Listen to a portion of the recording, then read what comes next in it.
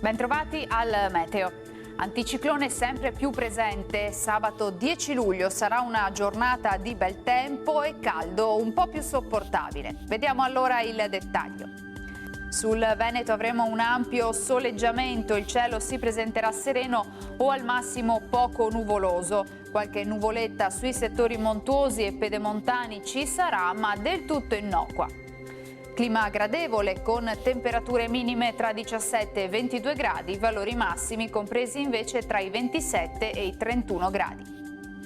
Ci spostiamo ora sul Friuli Venezia Giulia, dove avremo lo stesso scenario con qualche addensamento sui rilievi ma senza ulteriori conseguenze, tanto sole invece altrove. Temperature minime tra 20 e 24 gradi, massime sui 30 gradi. Infine diamo uno sguardo alla situazione del Trentino Alto Adige, dove avremo occasionali annuvolamenti con veloci acquazzoni al pomeriggio sui settori di confine, tanto sole altrove. Temperature minime intorno ai 17-18 gradi, massime sui 30-31 gradi all'incirca.